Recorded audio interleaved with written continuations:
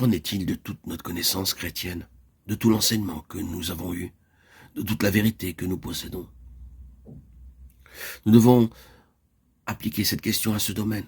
Combien de toute cette accumulation d'enseignements et de vérité, de doctrine et de connaissances pourra produire en nous ce qui est incorruptible et paraîtra encore dans l'éternité? Nous devons tester nos conférences bibliques sur cette base. Nous avons assisté peut-être à beaucoup de congrès publics. Nous avons été placés au bénéfice d'un don d'enseignement par un moyen ou par un autre. Bien quel sera alors l'impact de tout cela pour l'éternité? Quand le feu éprouvera notre enseignement, quand le feu testera toute notre connaissance, peut-être au cours de cette vie. C'est ce qui est arrivé récemment dans certains pays de l'Est. L'enseignement a été apporté, le feu a testé la valeur incorruptible de cet enseignement. Qu'est-ce qui peut survivre au feu et en triompher? Concernant notre profession de foi chrétienne, nous portons le nom de Christ.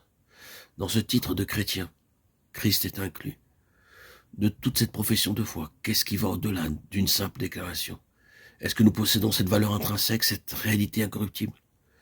Toute notre tradition chrétienne procède de nos pères. Tout cela, nous l'hériterons depuis des siècles de christianisme. Combien de tout cela maintenant a cette qualité particulière, cette valeur essentielle de l'essence de Christ? Et combien de tout cela n'est que tradition établie, une chose reconnue, acceptée?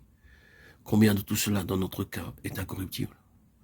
Tous nos désirs, notre empressement, notre service, sont-ils fondés sur cet élément fondamental qui tiendra ferme contre la fureur de Satan et la haine de l'enfer?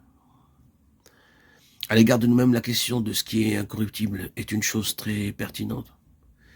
Et si je ne me méprends pas à cette chose qui, à un degré extrême, sera éprouvée par Dieu à la fin des temps? Si donc nous sommes au terme de cette dispensation, et il est difficile d'en douter, une telle déclaration est d'importance. Si nous considérons cette question, nous constatons qu'il n'y a jamais eu autant de vérités qui ont été saisies dans les Écritures. Mais aujourd'hui, elles sont saisies en majeure partie par l'intelligence. Le langage même des Écritures, qui pouvait éventuellement ne pas être compris quand il a été écrit, est aujourd'hui aussi clair que tout ce qui peut être clair. Mais cette réflexion n'était qu'un simple aparté. Nous sommes sans aucune erreur possible et indubitablement à la fin des temps. C'est pourquoi Dieu désire rassembler son peuple, ceux-là même qui travaillent réellement avec lui. Et il voudrait leur dire, c'est bien, mais il y a quelque chose de plus que cela.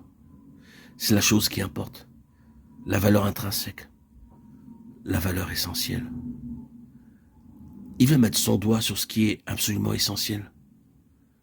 Combien de tout ce qui est de l'essence même de Christ est forgé en nous? C'est cela la question.